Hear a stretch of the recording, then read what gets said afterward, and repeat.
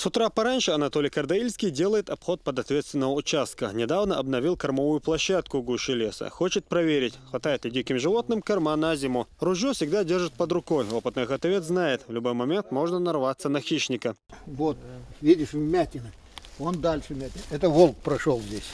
В здешних краях обитает дрофа, стрепет, куропатка, фазан, корсак, лисица, волк, барсук и даже кабан, рассказывает Кардаильский. Поэтому строительство таких площадок крайне необходимо для сохранения и роста популяции животных, некоторые из которых занесены даже в Красную книгу. Нередко непоправимый вред флоре и фауне, сами того не сознавая, наносят люди. Ставят ворота, колючей проволокой перегораживают.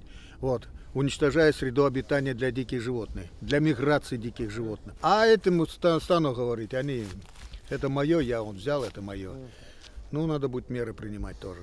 Численность некоторых животных на территории Чеченской Республики превышает допустимую норму. В основном касается это медведей, шакалов и волков. Последние в поисках пищи начали зариться даже на домашний скот. Недавно стая волков загрызла несколько овец Адлана Лобазанова. Такие случаи повторяются из года в год.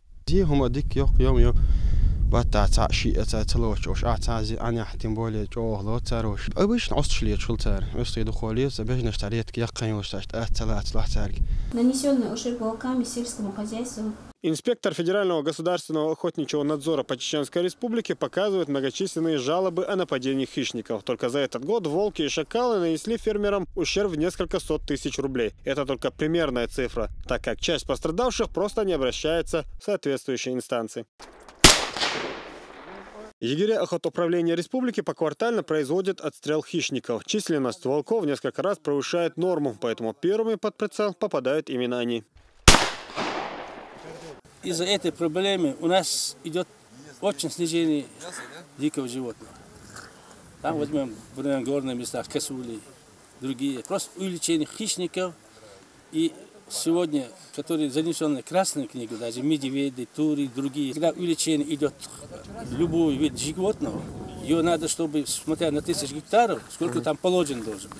Мы с это разрешение правительства и главы республики, Чеченской Республики, мы постараемся на следующий год, чтобы были разрешены лимиты. Только за этот год егерями и охотниками уничтожено около 500 волков. Хищник чувствует себя настолько комфортно, что почти не боится человека. Пару лет назад даже был случай нападения на ребенка в селе Виноградное. С тех пор вопрос своевременного отстрела опасных хищников на жестком контроле. Разрешение ношения хранения и берет охотничий. Вот законы охотничий.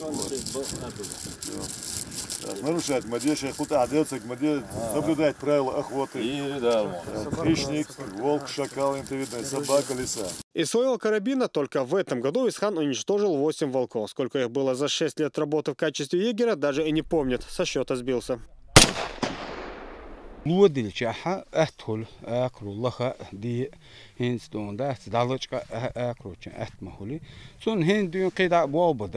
Из-за африканской свиной чумы, которая раньше охватила республику, большая часть диких кабанов погибла. Лишившись основного источника пропитания, волки и начали нападать на домашний скот. Это главная причина, рассказывает заместитель начальника охотуправления Чеченской Республики. Раньше за отстрел хищника можно было получить солидную сумму денег. Теперь этой практики нет. Как нет и заинтересованности охотников в этом деле. Человек пойдет на охоту, ему интереснее добыть что-нибудь полезное, чем волка, потому что патрон стоит 35 рублей.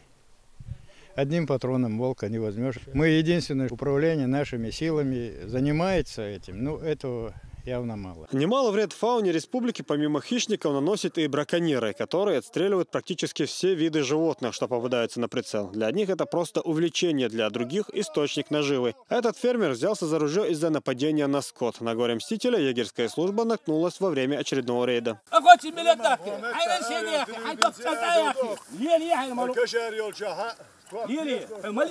В целом, нарушения в сфере природоохранного законодательства в последнее время заметно снизились. Такие рейдовые облавы – одна из главных причин положительной статистики. Уже они видят нашу работу, то, что Федеральный государственный охотничий контроль. Когда мы уезжаем по районам, уже они видят, что так просто обойтись без административного штрафа никак нельзя.